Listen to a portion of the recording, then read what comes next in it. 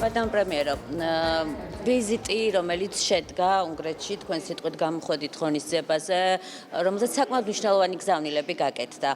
როგორ აფასებთ ღონისძიებას თქვენს ვიზიტს? საინტერესო ვიზიტი გვაქვს, მქონდა საშუალება გამოსულიყავი კონსერვატული ძალების ფორუმზე, სიპაკის ფორუმზე, სადაც გავაჟღერე ის გზავნილები, რაც არის მნიშვნელოვანი ჩვენი ქვეყნისთვის. მე მინდა მადლობა გადავუხადო ბატონ ვიქტორ ორბანს, რომელიც იყო მთავარი მასპინძელი, მასთან მქონდა ასევე ორმხრივი შეხვედრის გამართვის საშუალება. ასევე ამ ფორმატში მქონდა იმის საშუალება, რომ მესაუბრა სხვადასხვა პოლიტიკოსთან, სხვადასხვა ქვეყნიდან, მათ შორის კონგრესმენებთან, იმ საკითხებზე, რაც არის დაკავშირებული ჩვენი ქვეყნის პოზიციებთან. Plenobაში იყო საინტერესო ვიზიტი და კიდევ ერთხელ მადლობა უნგრულ მხარეს ამ ყველაფრის ორგანიზებისთვის.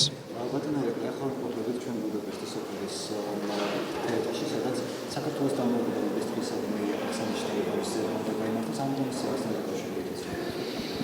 ზოგადად ეს არის ძალიან მნიშვნელოვანი ტრადიცია, როდესაც საელჩოები ორგანიზებენ ასეთ ღონისძიებებს და განსაკუთრებით მნიშვნელოვანია ჩვენთვის უნგრეთში საქართველოს დამოუკიდებლობის დღის აღნიშვნა. იქიდან გამომდინარე, რომ უნგრეთი არის ჩვენი ქვეყნის დამოუკიდებლობის ერთ-ერთი უმთავრესი მხარდაჭერი, ასევე ჩვენი ქვეყნის ევროინტეგრაციის ერთ-ერთი მთავარი მხარდაჭერი და მოხარული ვარ, რომ უნგრეთში მექნება ამ ღონისძიებაში მონაწილეობის საშუალება. Madam Premier, გიორგი ბაჩაშვილმა დღეს სასამართლოზე სახელმწიფოს მისამართით საკმაოდ მძიმე ბრალდებები გააჟღერა.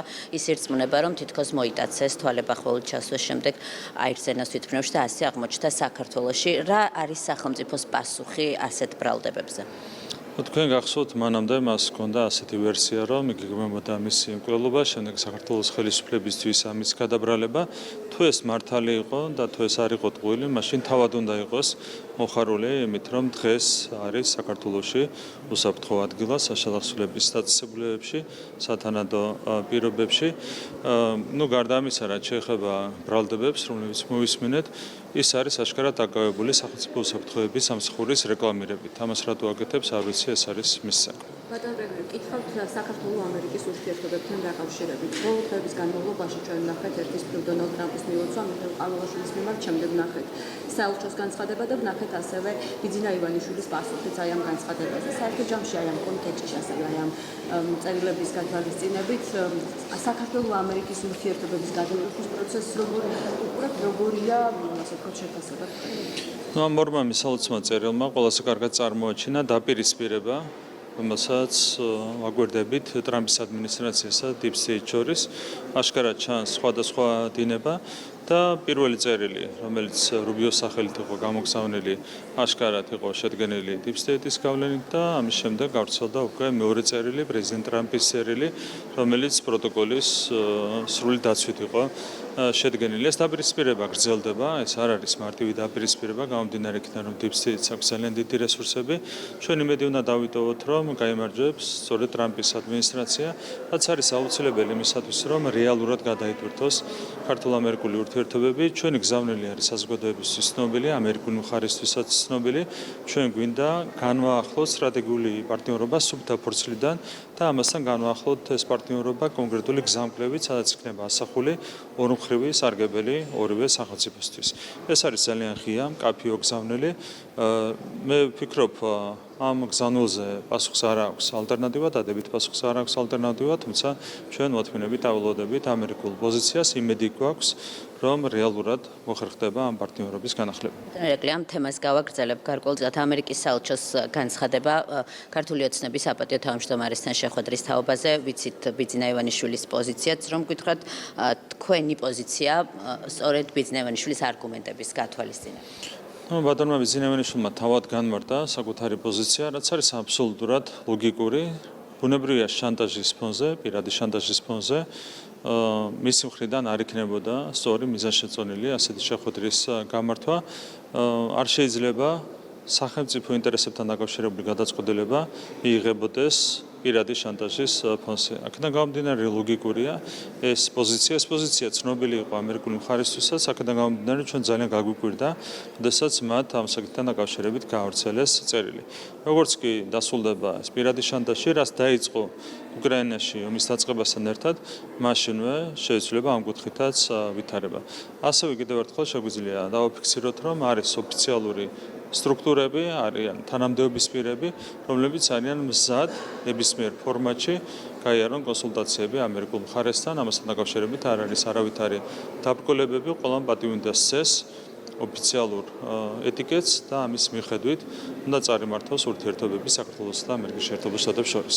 ბატონო პრემიერო, პოლონეთის საელჩოს განცხადებასთან დაკავშირებით მინდა გითხოთ, იქ საუბარია, რომ მოუწოდებენ საკუთარ მოქალაქეებს, საკუთარი ქვეყნის მოქალაქეებს გაეცნონ ინფორმაციას, რა შეიძლება გახდეს ქვეყანაში, საქართველოში შემოსვლაზე უარის მიზეზი და მათ შორის ერთ-ერთი არის დასახელებული დემონსტრაციებში მონაწილეობა და ასევე თქვენთვის რას ნიშნავს პოლონეთის საელჩოს ეს განცხადება ეს-ერთი ანალოგიური შინაარსის განცხადება გავრცელა საფრანგეთმაც და ასევე მაინტერესებს სტატისტიკური მონაცემები, მაგალითად 2024-25 წლებში 76,000-ზე მეტი მოქალაქე შემოვიდა საქართველოს ტერიტორიაზე, მათ შორის 73,000-ზე მეტი იყო ტურისტი და საფრანგეთის შემთხვევაში 33,000-ზე მეტმა საფრანგეთის მოქალაქემ გადმოყვეთა საზღვარი, მათ შორის 31,000-ზე მეტი იყო ტურისტი.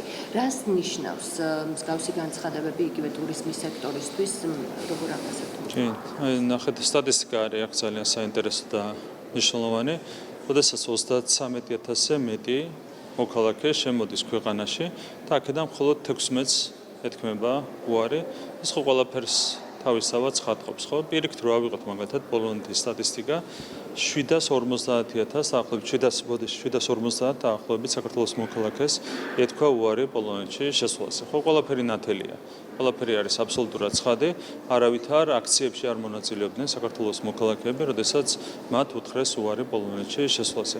რაც შეეხება აქციებში მონაწილეობას, ხო, ეს რო არის ერთ-ერთ საკითხად გამოტანილი ამ განცხადებებში, ეს არის გაუგებარი რა ესაქმება 150 კაციან აქციებზე 5-6 უცხოელ მოქალაქეს, ხო?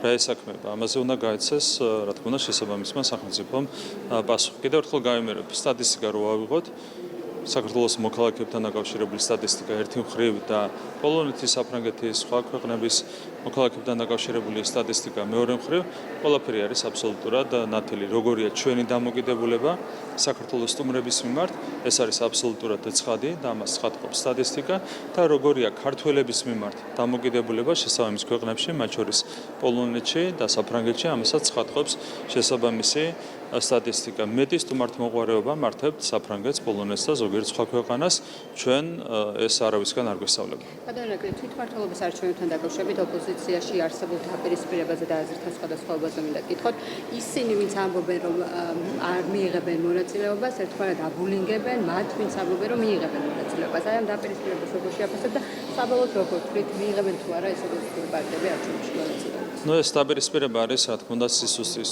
ნიშანი, ოპოზიცია არის უკიდურესად დასუსტებული, რაც არის იმ პროცესების შედეგი, რაც გამოვიარეთ ჩვენ არჩევნების შემდეგ. ისინი იძულებული გახდნენ გარედავალებების საფუძველზე არ შესულიყვნენ პარლამენტში, შესაბამისად მათ დაკარგეს თავარი ტრიბუნა, რომელიც უნდა ჰქონდეს პოლიტიკურ პარტიას. ასეთ პირობებში მთელი რადიკალური ოპოზიციური სპექტრი არის სრულიად დასუსტებული და ამ სისუსტის ფონზე ისინი უკვე უპირისპირდებიან ერთმანეთს. ჩვენთვის ეს არ არის საინტერესო, საინტერესო არც ის არის, თუ ვინ მიიღებს თვითმმართველობის არჩევნებში მონაწილეობას და ვინ არა, ასეც და ისეც საქართველოში შედგება სრულფასოვანი თვითმმართველობის არჩევნები. ბატონო, რადგან ოპოზიციას ეხება საკითხი აქვე, გითხავთ გირაოების ნაწილთან დაკავშირებით და ამ საკითხთან დაკავშირებითაც ვიცით, რომ თავისუფლ ამ ოპოზიციაში არის განსხვავებული მოსაზრებები, იგივე ვნახეთ ნიკამელიას კიდევ ერთხელ მართალია გადაიდო დღეს სასამართლო პროცესი, თუმცა ვიცით, რომ ის არ აპირებს მისვლა სასამართლო პროცესზე და ზოგადად აი ეს ასე ვთქვათ, დამოკიდებულება, რომელიც აქვს ამ ოპოზიციურ ლიდერებს ერთის მხრივ კანონის აღსრულებასთან მიმართებაში და მეორეს მხრივ თავად აი შიდა საკითხი შიდა დამოკიდებულება. ჩვენთვის ეს არის სუფთა სამართლებრივი საკითხი, არსებენ პატივის კანონს, მიიღებენ შესაბამის პასუხს ამასთან დაკავშირებით. ამის იქით, რა თქმა უნდა, ჩვენ ინტერესი არ აქვს, სამართლის უზენაესობა უნდა იყოს დაცული, თუ არ გადაიხდი გირაოს, მოგიწევს პატიმრობა. თუ დაარღვევ კანონს სხვა კუთხით, მაგალითად არ გამოცხადების საგამოძიებო კომისიის ხდომაზე, აქაც მოგიწევს შესაბამისი პასუხის, ასე ვთქვათ, მიღება. ეს არის და ეს არის მთლიანად სამართლებრივი საკითხი და სამართლებრივი საკითხებით საქართველოში დაკავებული არიან ბუნებრივია სამართალდამცავი უწყებები. ბატონო პრემიერო, თქვენ გამოსვლების დროს მუდმივად ამბობთ, რომ ქართულ ოცნებას აქვს ორი ეროვნული ამოცანა სახელმთავრობას და მათ შორის ერთი არის სიღარიბის დაძლევა. სტატისტიკის სამსახურის ოფიციალური მონაცემებით 2024 წელს სიღარიბის აბსოლუტურ ზღვარს ქვემოთ ყოფილი მოსახლეობის მაჩვენებელი წინა წელთან შედარებით 2.4%-ით შემცირდა. შეფასება გვაინტერესებს და აი ეს არის გზა თქვენი მიზნისკენ, როგორც მიდიხართ. თქონდა ეს მაჩვენებელი არის პირველ რიგში ძალიან სასიხარულო.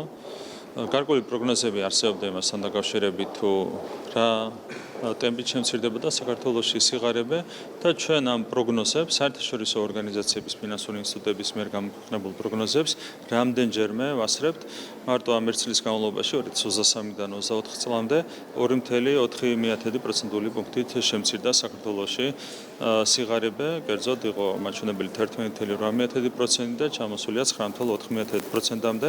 2012 წელს, როდესაც ქართული ოცნება მოვიდა ხელისუფლებაში, სიღარიბის ზღვარს მიღმა ყოფი ადამიანების რაოდენობა აღემატებოდა 1.100.000-ს, ეს ხდებოდა 2012 წელს, როდესაც ნაცმოძრაობის მედიის ინფორმაციით ყვაოდა საქართველოს 1.100.000-ზე მეტი ადამიანი ცხოვრობდა, მაშინ სიღარიბის ზღვარს მიღმა და ეს მაჩვენებელი არის 350-ზე ქვემოთ ჩამოსული. ჩვენი მთავარი ამოცანა, ერთ-ერთი მთავარი, ორიდან როგორც თქვენც აღნიშნეთ, ერთ-ერთი მთავარი ამოცანა არის სიღარიბის დაძლევა და სწრაფი ტემპით მივიწევთ ამ კუთხით წინ. კიდევ ერთხელ გამიმერებ, რომ პირველად დაფიქსირდა ჩვენს ქვეყანაში ერთნიშნა სიღარიბის მაჩვენებელი პირველად 80-იანი წლების გასული საუკუნის 80-იანი წლების შემდეგ და ჩვენთვის თავარია რომ ეს ტემპი შევინარჩუნოთ, თამაშირდება ეკონომიკის შემდგომი ზრდა 1.100.000-დან უკვე ჩამოვცდით 350.000.